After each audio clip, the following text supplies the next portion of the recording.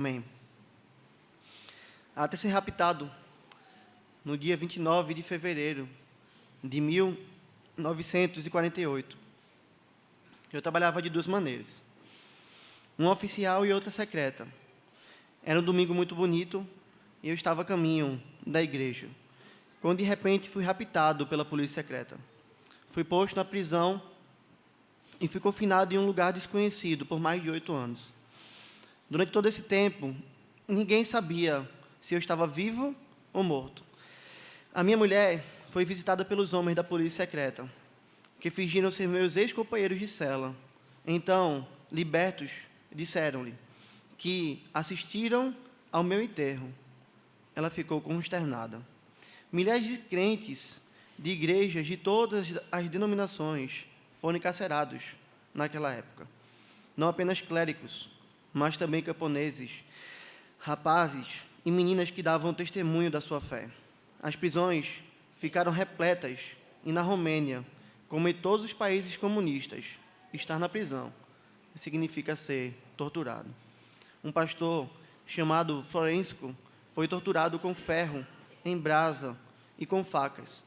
Foi açoitado horrivelmente. Ratos famintos eram introduzidos na sua cela através de um cano grosso. Ele não podia dormir, pois tinha que se defender o tempo todo. Se ele descansasse em um só momento, os bichos o atacariam. Foi forçado a ficar em pé por 2 semanas, dia e noite. Os comunistas desejavam forçá-lo a trair seus irmãos, porém ele resistiu firmemente.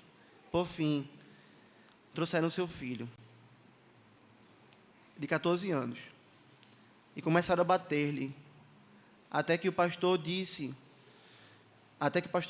aquilo que eles queriam. O pobre homem já estava quase louco, suportou até onde pôde. Então, por fim, gritou para o filho: Alexandre, tenho de dizer o que eles querem. Não posso mais suportar o que estão fazendo com você. O filho respondeu: Pai, não me faça a injustiça de ter um pai traidor. Resista.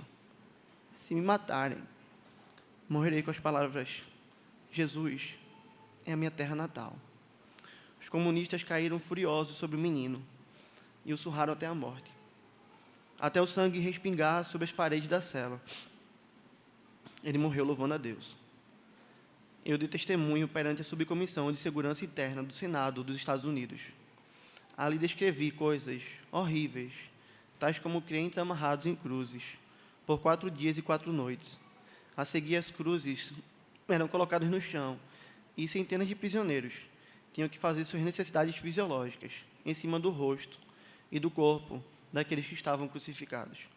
Depois, as cruzes eram de novo levantadas, e os comunistas faziam pilhérias e escarneciam. Olhem para o Cristo de vocês. Que bonito ele é, e que fragrância traz dos céus. Esse relato é o relato do pastor Richard Wurmbrand, pastor fundador da Missão Voz dos Mártires. Homem que, por amor a Cristo, foi preso, torturado pelo regime comunista na Romênia e que passou longos anos na prisão, sofrendo por amar a Cristo, por ser fiel ao Senhor. Eles são apenas relatos horripilantes, irmãos, de como os cristãos são perseguidos ao longo dos séculos. As perseguições, elas não são algo novo, elas não acabaram e elas não vão acabar até o dia da volta de Cristo. Nós iremos sofrer, nós sofremos. O povo de Deus é o povo mais perseguido da história. Mas como é que nós podemos reagir diante delas?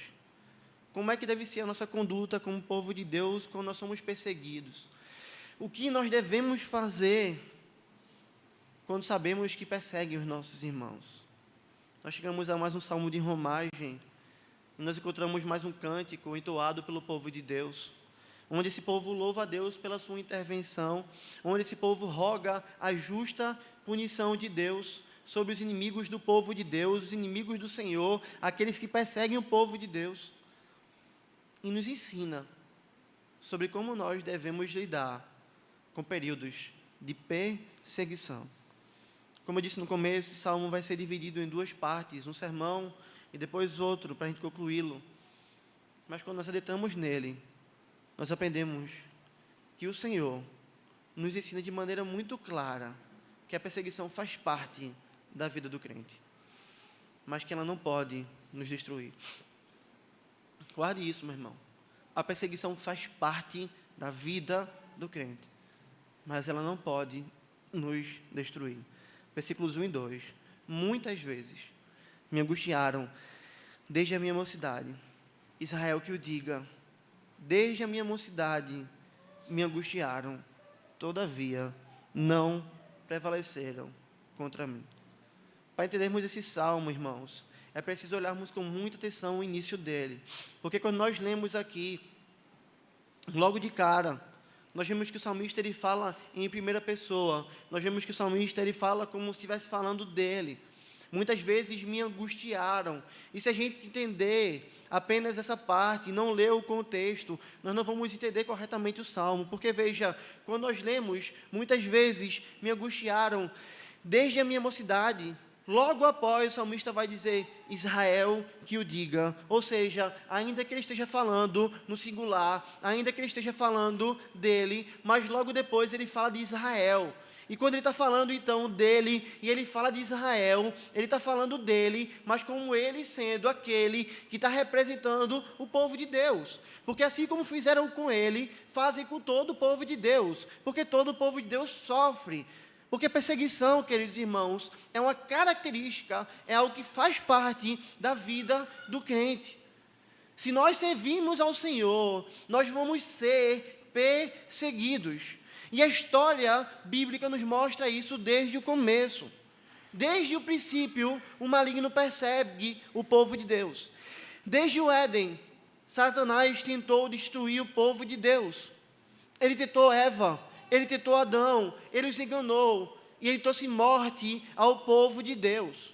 Mas Satanás não saiu vitorioso da sua tentativa, porque Deus, como muito nós sabemos, prometeu que um dia a mulher daria luz a um filho, e que esse filho ia salvar o povo de Deus, pisando a cabeça da serpente. Mas Satanás não desiste. Ele continua a perseguir o povo de Deus, mesmo com a promessa maravilhosa do Senhor de salvação. Perceba, Caim matou Abel. Nós vemos um irmão que fazia parte da semente maldita, matando aquele que fazia parte da semente santa. Caim mata Abel. Seguindo a Escritura, nós vemos que o povo de Deus chegou no Egito e foi bem recebido por Faraó por conta de José. Esse povo ali cresceu, se tornou um povo forte, mas foi escravizado. Os açoites rasgavam as costas do povo de Deus. Eles tinham que trabalhar forçados, produzindo tijolos ali para o Egito. Libertos do Egito, o povo é conduzido pelo Senhor no deserto, em direção à terra prometida, e a caminhada não foi tranquila. Se você ler, você vai ver vários relatos de homens no meio do deserto, tentando perseguir o povo de Deus, matar o povo de Deus, destruir o povo de Deus. Nós vemos ali várias tentativas também, no período dos juízes. Nós vemos nações como a Babilônia, invadindo o povo de Deus, matando o povo de Deus, escravizando o povo de Deus. Se nós avançarmos ainda na história, nós veremos que nós fomos esmagados, trucidados no Império Romano. Nós veremos que os apóstolos levaram chibatadas, foram presos, foram assassinados, que nós tivemos irmãos que foram jogados às feras para serem devorados vivos, utilizados como tocha para iluminar a cidade de Roma. Andando na história, nós vemos os comunistas que abriram as costas do povo de Deus com açoites. Nós vemos o povo islâmico que até hoje corta a nossa cabeça, nos pendura em cruzes de cabeça para baixo. Nós vemos os hindus que matam os nossos irmãos que estão nos países deles. Nós vemos traficantes, como no México, que assolam o povo de Deus, ameaçam pastores, matam pessoas que fazem parte do povo de Deus. Nós vemos no nosso país governantes tentando calar nossa boca, pessoas tentando nos calar nas redes sociais, homens fechando a igreja. São inúmeras as perseguições que o povo de Deus sofre, irmãos. Isso nunca será diferente. Guarde isso. Sabe por que isso não será diferente? Porque nós servimos a um Cristo que foi perseguido. Nós servimos a um Cristo que foi perseguido, mesmo sendo santo. Nós seguimos ao Cristo que foi crucificado, mesmo sendo bom. Nós servimos ao Cristo que teve as suas costas rasgadas pelos açoites, a sua carne perfurada por uma lança, a sua cabeça tendo colocada sobre ela uma coroa de espinhos, mesmo sendo ele o Rei da glória. Nós servimos a esse Cristo e nós somos chamados pelo seu nome, na verdade. Nós somos chamados de cristãos. Nós somos chamados pelo nome do Senhor. Nós somos como pequenos cristos. Nós reinaremos com Ele, mas nós também seremos perseguidos, assim como Ele foi. Portanto, se você procura uma religião que vai te dar tranquilidade nessa terra, uma vida calma, em paz, serena, tranquila, gozando de um jardim, andando pelo meio de flores, saiba, você não vai encontrar isso no cristianismo. Se você procura uma religião que vai te dar isso, você não vai encontrar isso no cristianismo. Porque por mais que o mundo tente vender essa ideia, distorcendo a palavra de Deus, trazendo uma falsa teologia como uma teologia da prosperidade, que entra hoje em dia em muitas igrejas, nenhuma dessas coisas mentirosas podem mudar a realidade de que o cristianismo não é uma religião de paz nessa terra, mas sim uma religião de paz com Deus. Nós temos paz com Deus, irmãos. Essa é a principal bênção que nós recebemos de Cristo. Sermos perdoados, sermos lavados, sermos salvos, sermos feitos filhos de Deus.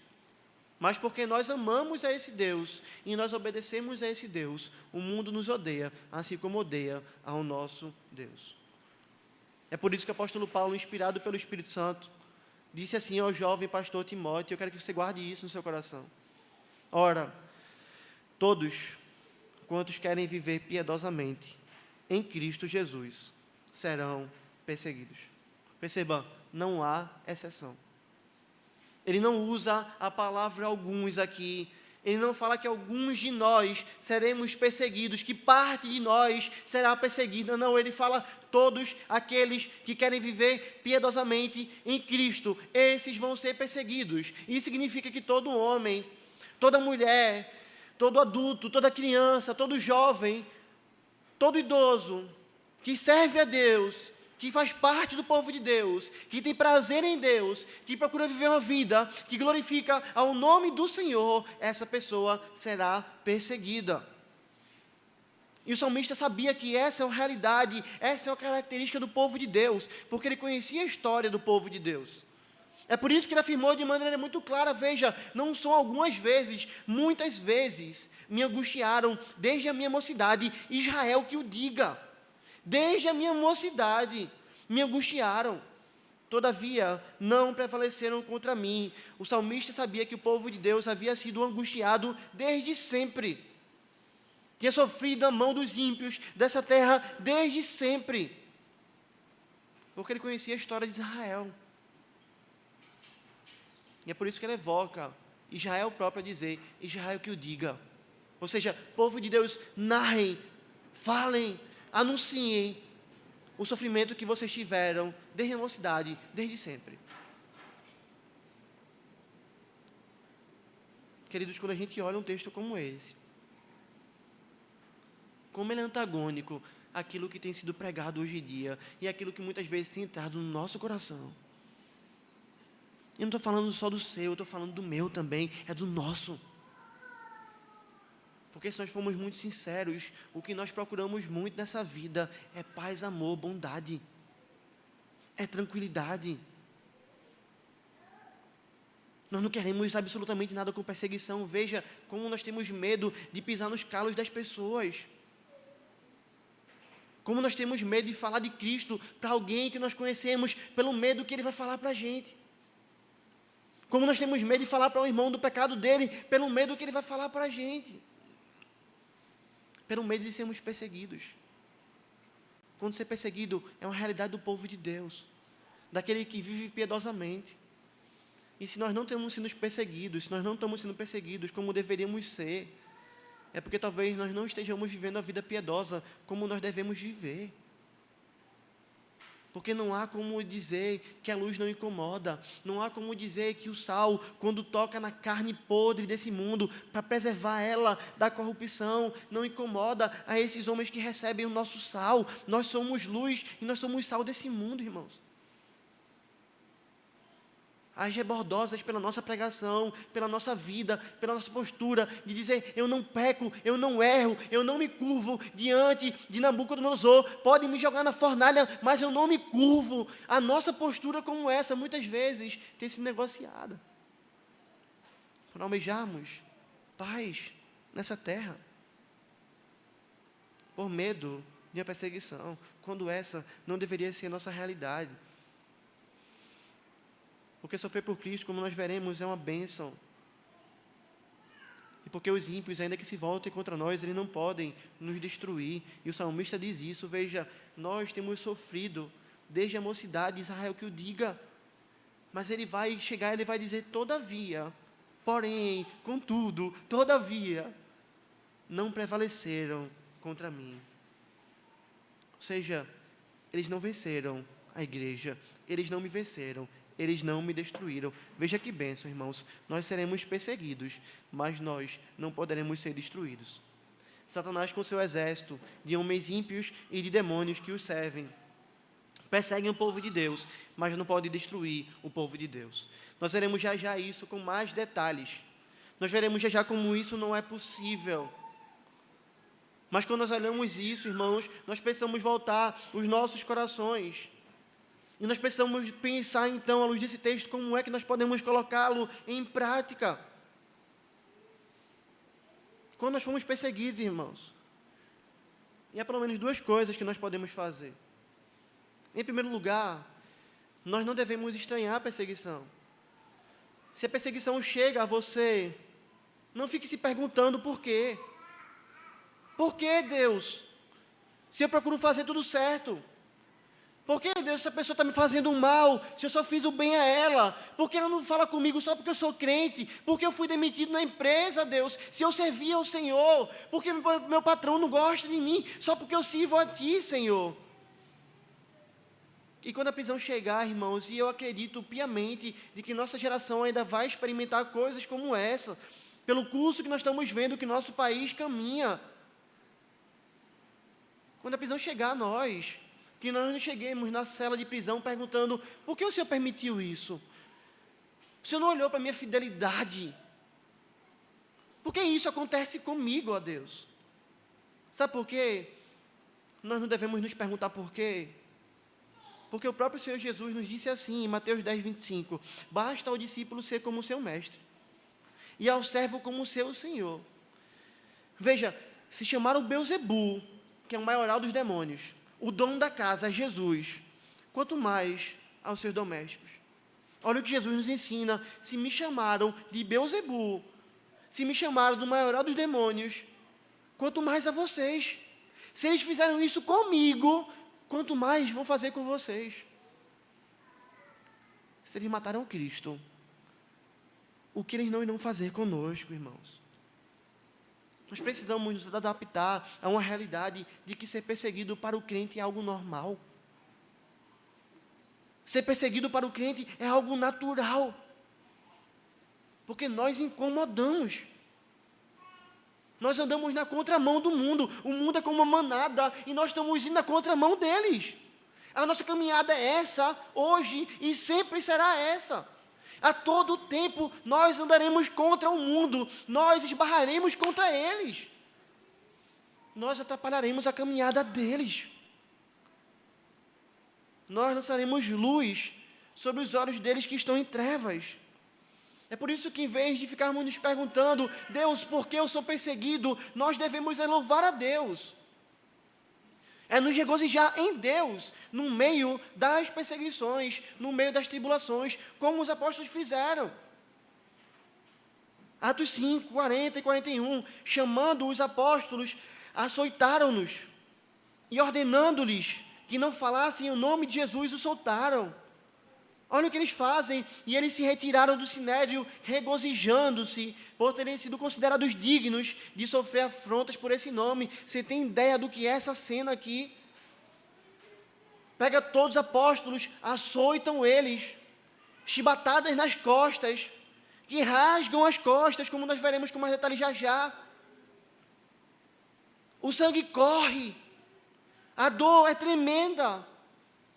Mas eles saem dali não é se perguntando: por que, Senhor? Por que o Senhor permitiu? Por que o Senhor deixou? O Senhor não está vendo? Não, eles saem dali regozijando-se, se alegrando. Tem ideia do que é isso? Por que eles se alegravam? Porque eram masoquistas? Porque gostavam de sofrer? Porque tinham prazer na dor? Não é isso. Eles estavam se regozijando porque eles foram achados dignos de sofrer por nome de Jesus. Eles estavam se regozijando porque estavam dizendo: olha, eu estou apanhando, mas eu estou apanhando por causa de Cristo. Eu estou apanhando porque eu sirvo, eu estou apanhando porque eu preguei, eu estou apanhando porque eu fui contra esses homens anunciando o Evangelho. Eu estou apanhando porque Cristo foi glorificado, e se Ele foi glorificado, essa é a minha alegria. Veja, a dor não era maior do que a alegria que eles tinham. O sofrimento não era maior do que a alegria que eles tinham de estarem glorificando ao nome do Senhor. E isso pode parecer loucura, irmãos. Talvez você esteja olhando para isso e pensando: pastor, eu acho que eu não conseguiria fazer isso. Eu seria um daqueles que estava perguntando: por que Deus, por que Deus, por que Deus? Irmãos, nós só conseguiríamos fazer isso, nós só conseguiremos nos regozijar no Senhor, mesmo no meio da perseguição, se o Senhor for a coisa mais importante para nós, se o Senhor for aquilo que nós temos de mais importante, se o Senhor for mais importante do que o nosso corpo, se o Senhor for mais importante do que o nosso sofrimento, se o Senhor for mais importante do que a nossa família, se o Senhor for mais importante do que os nossos bens, se o Senhor for mais importante do que a nossa saúde, nós só conseguiremos nos regozijar no Senhor, no meio da perseguição, se Deus for mais importante do que tudo. É por isso que eles se regozijaram no Senhor, porque o Senhor é mais importante do que tudo para eles. Sofrer por Jesus pode ser difícil, pode doer bastante, mas é também uma dádiva, irmãos. Colossenses 1, 24, agora me regozijo nos meus sofrimentos por vós, pela igreja. Paulo está falando isso, e preencho o que resta das aflições de Cristo na minha carne, a favor do seu corpo, que é a igreja. Jesus morreu, Ele não sofre mais no céu, na sua carne, mas Ele sofre conosco. Nós que somos o corpo dEle, nós ainda sofremos, nós ainda carregamos o restante das aflições de Cristo. E Paulo se regozija nisso, sabe por quê, irmãos? Porque quando nós sofremos, nós estamos dizendo: nós fazemos parte do corpo dEle. Quando nós sofremos, nós estamos dizendo que nós estamos unidos a Ele. Nós somos identificados, colados nele. Filipenses 1, 29, porque vos foi concedida a graça. Aí talvez você pense aqui: a graça de ter um carro. A graça de viajar, Deus me deu graça. A graça de ter saúde, Deus me deu graça. Tudo isso é graça, irmãos, mas veja o que Paulo fala: porque vos foi concedida a graça. Ele está falando isso para a igreja, e você pode entender que isso é para você, para mim. Vos foi concedida a graça de padecerdes por Cristo, e não somente de credes nele, pois tendes o mesmo combate que vistes em mim, e ainda agora ouvis que é meu. Quando a perseguição é falada na Escritura para o crente, ela é falada como graça, é Deus derramando graça sobre a gente. É Deus dando graça da gente sofrer por Cristo. O apóstolo Pedro, ele vai falar de uma perseguição. Na sua primeira carta, capítulo 4, versículo 12 e 16, dizendo assim: amados, veja, não estranheis o fogo ardente que surge no meio de vós, destinado a provar-vos. Percebe a linguagem? Não estranhe. Não fica se perguntando por quê. Não fica olhando dizendo por que está acontecendo. Veja, não estranhe, é algo normal. Quando surgir um fogo no meio de vocês, destinado a provar vocês, não estranha. Como se alguma coisa extraordinária vos estivesse acontecendo. Pelo contrário, alegrai-vos na medida em que sois coparticipantes do sofrimento de Cristo, para que também, na revelação da sua glória, vos alegreis exultando. Veja, se pelo nome de Cristo sois injuriados, bem-aventurados sois, porque sobre vós repousa o Espírito da glória e de Deus. Não sofra, porém, nenhum de vós como assassino, ladrão, malfeitor, ou como quem se intromete em negócios de outrem, mas se sofrer como um cristão, não se envergonhe disso, antes glorifique a Deus com esse nome. O problema, irmãos, de nós sofrermos, de nós irmos para a prisão, de nós sofrermos na mão do Estado, é se nós sofrermos como assassinos, como ladrões, como quem se mete no negócio de outra pessoa, como um malfeitor. Sofrer por Cristo não é, nunca foi e nunca será um problema para a igreja. Pelo contrário, é um motivo de alegria. Porque, como Pedro disse, nós somos coparticipantes dos sofrimentos de Cristo. E se nós sofremos com Ele, nós seremos também exaltados juntamente com Ele. Agora preste atenção no que Pedro diz. Esse fogo ardente surge com um destino, com um propósito, para nos provar. Muitas vezes o Senhor permite que a perseguição se levante contra o povo de Deus para provar o povo de Deus, para colocar o povo de Deus à prova. É quando ela chega que ela desnuda o nosso coração, mostrando: você está amando ao Senhor acima de tudo, ou você está amando mais as coisas dessa terra? Você deseja o Senhor acima de tudo, ou você deseja as coisas dessa terra? Percebe? Ela nos prova. E o que se requer dos dispenseiros é que eles sejam encontrados fiéis. Queridos, a perseguição a cada dia vai se levantar mais no nosso país. Nós não sabemos quando nem como, mas se a perseguição bater hoje nas portas da sua casa, se nós tivermos um golpe de Estado, e não se assuste, porque coisas assim acontecem em diversos países, e da noite para o dia a sorte de um povo muda. Se nós tivermos um golpe de Estado hoje, e adentrarem a porta da sua casa, porque sabem que você é crente, você vai ser provado, mas você vai sair dali aprovado. Percebe? Nós seremos provados, mas pela graça e força de Deus, nós precisamos sair da aprovação aprovados. Porque o problema nosso não é sofrimento. Seria um problema apenas se nós estivermos sofrendo por fazermos coisas erradas. A perseguição para nós é motivo de nós nos alegrarmos no Senhor, porque temos sofrido como servos fiéis a Deus. Portanto, ao invés de ficarmos questionando a Deus o porquê das perseguições, no meio delas, nós devemos louvar a Deus, porque nós estamos sendo perseguidos por causa do Evangelho. Mas, além disso, nós também precisamos ter em mente de que essas perseguições não podem nos destruir. Irmãos, os chicotes não podem matar a nossa alma, as armas não podem matar a nossa alma, as facas podem cortar a nossa cabeça, mas não podem lançar a nossa alma no inferno. As torturas não podem nos tirar dos céus. Mesmo que matem os nossos familiares na nossa frente, assim como fizeram com o pastor Francisco, que nós vemos aqui a história dele, eles não conseguirão nos destruir, porque ainda que nós morramos, nós abriremos os nossos olhos na glória. Afinal, irmãos, os inimigos da igreja nunca podem prevalecer contra a igreja do Senhor.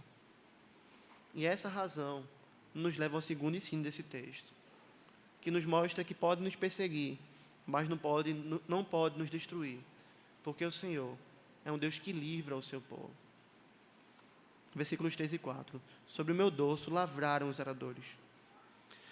Nele abriram longos sulcos, mas o Senhor é justo. Cortou as cordas dos ímpios. Talvez quando eu falava sobre torturas, facas, armas, assassinato dos seus filhos, você esteve pensando: o que é que garante, pastor, que os ímpios não vão realmente me destruir?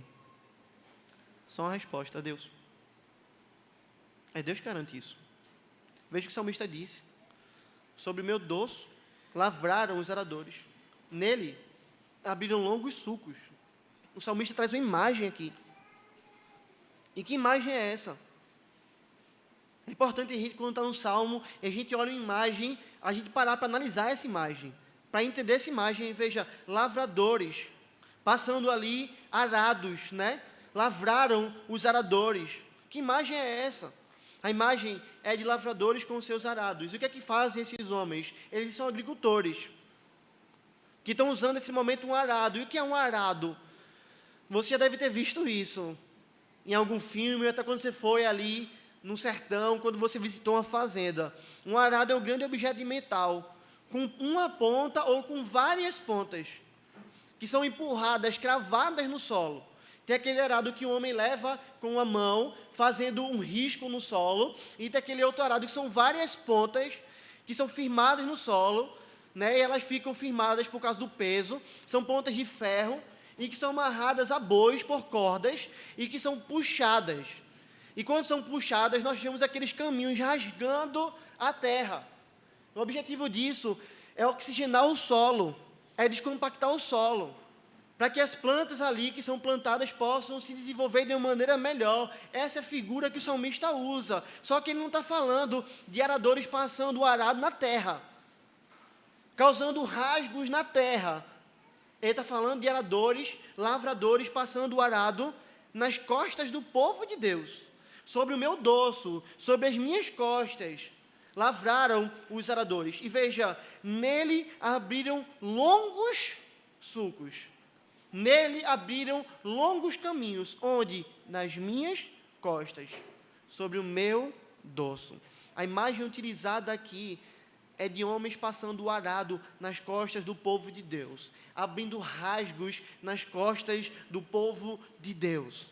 Sem sombra de dúvidas, a imagem que mais se assemelha a isso, de maneira muito clara, é as costas do povo de Deus sendo rasgadas. E você consegue imaginar o que é que poderia fazer isso facilmente, não consegue? Os açoites, os chicotes, esse tipo de agressão perversa que foi praticada contra o povo de Deus diversas vezes, desde Êxodo, quando nós vimos ali o faraó mandando chicotearem as costas do povo de Deus para que eles pudessem trabalhar, para que eles pudessem produzir mais tijolos, para dificultar ainda mais o trabalho deles. E a figura dos açoites nos mostra muito bem o sofrimento do povo de Deus. Veja, ter suas costas açoitadas de maneira intensa. Os chicotes batiam nas costas do povo de Deus e literalmente rasgavam a sua pele, laceravam a sua pele. Quando se dava uma chicotada, muitas vezes o que poderia acontecer é ela bater e voltar com a pele no próprio chicote. Listras de carne viva, percebe? Sulcos, listras de carne viva surgiam nas costas do povo de Deus quando eles eram açoitados. E o chicote não tinha um lugar fixo para bater.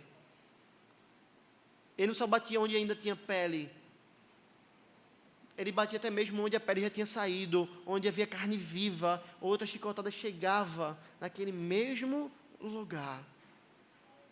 Imagina a dor.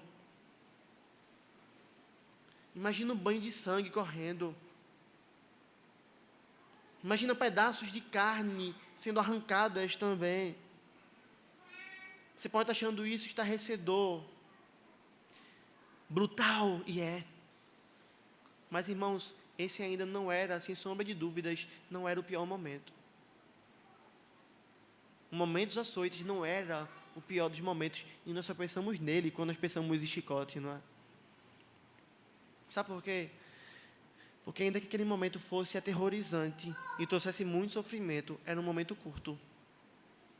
Em poucos minutos, um homem recebia várias chicotadas, um crente recebia várias chicotadas, mas você já parou para pensar no que acontecia depois? Você já parou para pensar em como ficava um homem pós-açoites? Imagina a dor de ter sua carne exposta por dias, até que viesse a cicatrizar. Imagina como acontecia com o povo de Deus várias vezes, ter que voltar ao trabalho com as costas assim. Imagina ter que colocar uma camisa com as costas assim. Imagina ter que carregar peso com as costas laceradas. Imagina ter que sentir um irmão lavar as suas costas, as suas feridas com elas assim.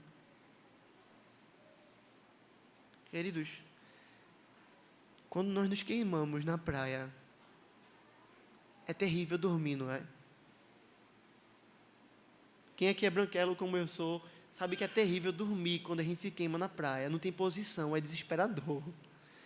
Mas imagina dormir com as costas laceradas. Nem noite de sono em paz um homem que sofre esse tipo de tortura pode ter. Essa figura que o salmista traz, os aradores lavraram sobre as minhas costas. Os aradores produziram tremendo sofrimento em mim. É só uma figura dos vários tipos de sofrimento que os ímpios causam ao povo de Deus. Como nós vimos aqui do pastor Richard no começo. Do Francisco no começo. Imagina o que é você ver o seu filho de 14 anos sendo morto na sua frente, espancado. E você preso e sem poder fazer nada.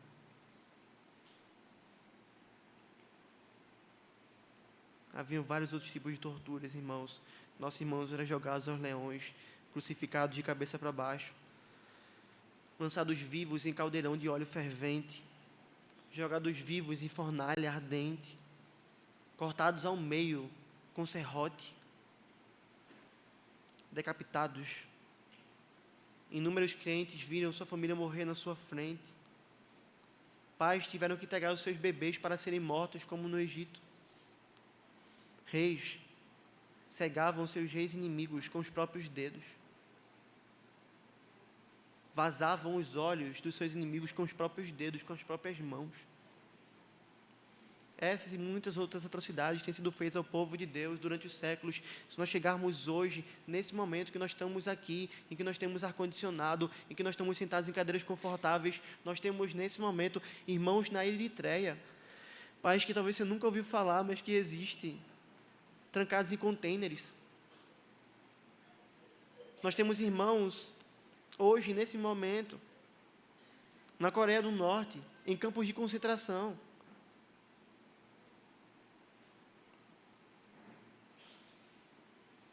Essas e muitas outras torturas têm sido feitas contra o povo de Deus durante os séculos.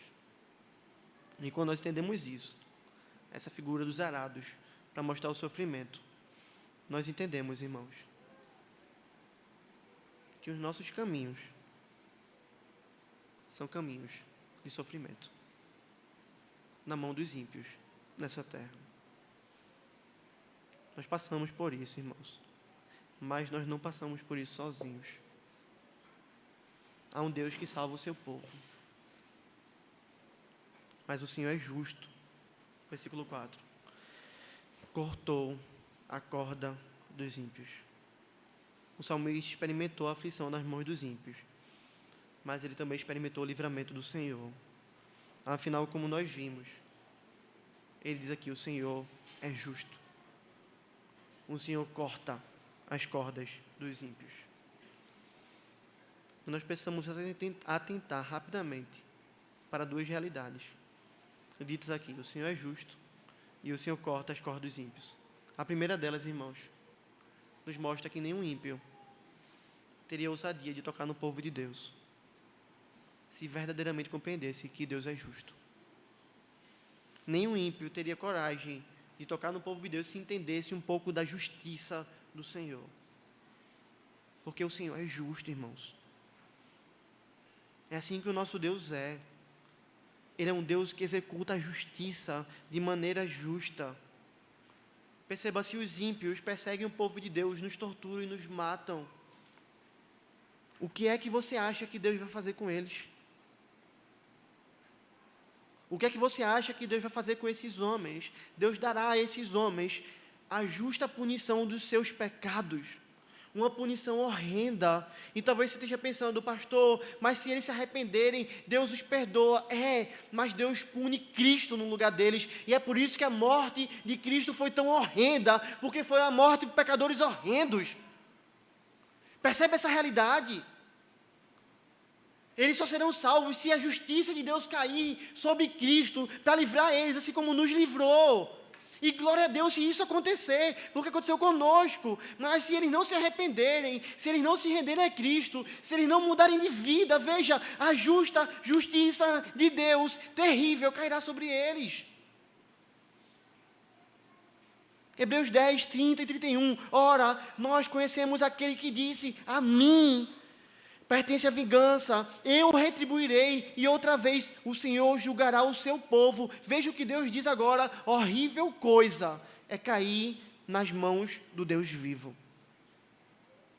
Cair nas mãos de um Deus justo é a coisa mais horrível para um homem que persegue o povo de Deus. Porque Deus há de puni-los.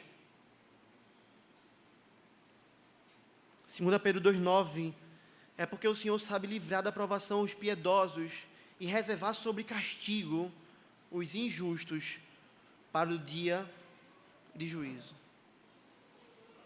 Sobre esses homens, eles estão sendo reservados para o castigo, para se encontrarem com Deus justo. Nós vemos isso ao longo da história. O Senhor destruiu o faraó e seus exércitos no mar. O Senhor destruiu inúmeros inimigos deles em guerra, arrasou cidades, aniquilou povos, matou todo mundo. Porque o Senhor é um Deus que pune os ímpios. Aqueles que perseguem o povo de Deus não ficarão sem punição, irmãos. Seja nessa vida, ou seja na próxima, quando eles morrerem, quando eles forem feridos pelo Senhor e mortos pelo Senhor, eles morrerão também eternamente. Porque os que morrem sem Cristo serão lançados no inferno, local de lago de fogo e de enxofre. Sendo assim, irmãos, no meio da perseguição, nós precisamos nos lembrar que há um Deus justo, que há um Deus que há de vingar esse povo, o seu povo. Lembrar que esse Deus está conosco, Ele é de punir os nossos adversários, porque a Ele pertence a vingança. É por isso, como nós veremos no próximo sermão, nesse salmo, nós podemos até orar a Deus em oração imprecatória, pedindo: pune eles, Senhor, os mata, os arrebenta, os assola, porque nós pedimos não a nossa vingança, mas a justiça de Deus, porque o nosso Deus é justo. Veremos isso com mais detalhe no próximo sermão. Porém, além de vingar o seu povo, o Senhor também salva o seu povo. O justo Senhor cortou as cordas dos ímpios, diz o salmista. É isso que nós vemos aqui, ou seja, Deus interviu e Deus salvou o seu povo. Se lembra da figura de um homem puxando o arado, ali conduzindo os bois amarrados por cordas a um arado? Esse cortar das cordas aqui claramente parece nos apontar para isso, é o contexto do salmo. O Senhor cortou as cordas do arado, ou seja, o Senhor livrou o seu povo da perseguição. E Deus faz isso, irmãos. Ele nos livra em tempos de perseguição, mas veja, Deus faz isso de duas maneiras. Deus nos livra da perseguição, ou o Senhor nos livra na perseguição. Guarde isso, Deus nos livra da perseguição, ou o Senhor nos livra na perseguição, ou seja, por vezes, o Senhor ainda nessa terra, em momentos de perseguição, Ele liberta o seu povo, como tirou o seu povo do Egito, como libertou Pedro, que estava na prisão, como libertou o pastor Richard, que foi preso e conseguiu ser liberto também. Em tempos de perseguição, o Senhor pode cortar as cordas daqueles que nos prendem, daqueles que estão açoitando o povo de Deus, e nos livrar. E é por isso que nós precisamos orar por nossos irmãos que estão sendo perseguidos. Nós precisamos orar para que eles fiquem firmes, para que eles possam permanecer inabaláveis durante a perseguição, para que Deus cuide das feridas deles, da alma deles, console eles, ajude a esses irmãos, alimente eles fisicamente, supra suas necessidades.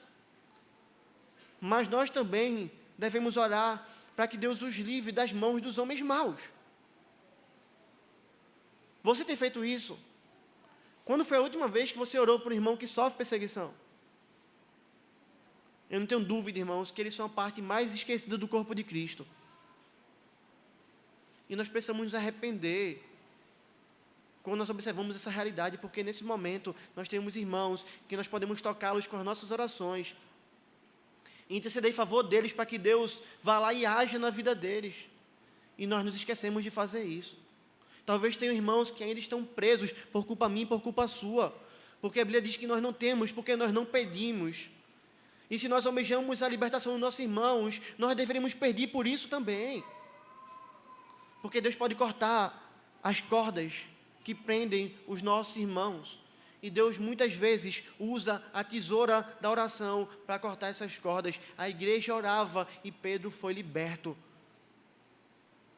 E com tão pouca fé a igreja orava, que quando Pedro chegou na porta, os irmãos não acreditaram. Isso nos ensina que nós devemos orar com fé. Porque lá na Coreia do Norte, no meio de campo de concentração, no meio do frio, Deus pode providenciar a saída de irmãos nossos desse momento de sofrimento. Nós devemos concluir nossa oração por eles, dizendo: faz tua vontade, Senhor. Faz tua vontade. Se o Senhor quiser libertar, o Senhor vai libertar. Mas se o Senhor não quiser livrá-los da perseguição, o Senhor pode livrá-los na perseguição, ou seja, em meio à perseguição, quando nossos adversários vierem contra nós com toda a sua ira, e cortarem a nossa cabeça, e nos jogarem aos leões, e nos partirem ao meio, e nos lançarem na fornalha de fogo, ou seja, quando eles nos matarem, eles acharão que acabaram conosco. Eles acharão que destruíram a nossa vida, que venceram o Senhor que não nos salvou. Mas, na verdade, o Senhor nos livrou na perseguição. Porque se nós fomos mortos nas mãos dos ímpios, se eles matarem esse corpo caído que nós carregamos, o Senhor triunfa sob a perseguição, nos livrando da morte eterna, guardando a nossa alma. Nós fechamos nossos olhos aqui, mas nós abrimos eles na presença do Senhor. Nós abrimos eles diante de Deus. E sabe o que nós vamos ouvir do Senhor, irmãos? Aquilo de mais precioso que Cristo há de nos falar quando nós estivermos com Ele. Que está relatado em Mateus 25, 34. Então dirá o rei aos que estiverem à sua direita: veja que doces palavras, irmãos. Vinde, benditos de meu Pai. Entrai na posse do reino que vos está preparado desde a fundação do mundo. Irmãos, eles acham que acabam conosco, mas Deus nos livra na perseguição, nos levando para o seu reino de glória, nos levando para a sua presença, nos levando para estarmos com Ele para todos sempre. Sabe por que a perseguição não pode nos destruir? Sabe por que nós podemos ouvir isso do Senhor? Sabe por que Cristo pode cortar as cordas da perseguição? Porque Ele as cortou na cruz do Calvário. Os ímpios podem nos matar, mas na cruz do Calvário, o nosso Cristo cortou as cordas da morte, morrendo no nosso lugar. Acontecerá conosco aquilo que aconteceu com o próprio Cristo, porque perseguiram Cristo, mataram Cristo, e quando os judeus viram Cristo na cruz, eles acharam que tinham acabado com o Senhor Jesus. Não é à toa que eles disseram, como está relatado em Mateus 27, 40 a 42, ó tu que destróis o santuário. Jesus estava na cruz, eles falando isso para Jesus. E em 3 dias o reedificas, salva-te a ti mesmo. Se és o Filho de Deus, desce da cruz. De igual modo, os principais sacerdotes, com os escribas e os anciãos, escarnecendo, diziam: salvou os outros, e assim mesmo não pode salvar. É rei de Israel, desça da cruz e creremos nele. Ou seja, você não pode nem descer da cruz, nós acabamos com você. Você foi trucidado pelas nossas mãos e você não tem poder para descer da cruz. Escarneceram o nosso Senhor, zombaram dele, enquanto estavam crucificando. Jesus foi moído, irmãos, na mão dos ímpios. Jesus recebeu a ira de Deus no nosso lugar, ele desceu ao túmulo. Deus não livrou Cristo da perseguição, Deus não livrou Cristo da cruz, Mas Deus livrou Cristo na perseguição, porque lá no túmulo, o túmulo não pôde detê-lo. A pedra do túmulo não foi suficiente para mantê-lo preso. Porque no terceiro dia ele ressuscitou, aquela pedra foi tirada e o nosso Senhor Jesus saiu dali andando, vitorioso. Ele entrou aos céus, irmãos, ele assentou no seu trono, ele recebeu um corpo glorificado. Ele venceu esses ímpios que tentaram matá-lo, que acharam que tinham destruído. Porque ele é a primícia daqueles que dormem, ele é o primeiro. É isso que a Bíblia diz, ele é a primícia dos que dormem, ele é o primeiro, e se ele é o primeiro, tem o segundo, o terceiro, o quarto, o quinto. Inúmeros irmãos, incontáveis irmãos, como as estrelas do céu, e esses somos nós. Se ele venceu, nós venceremos com ele.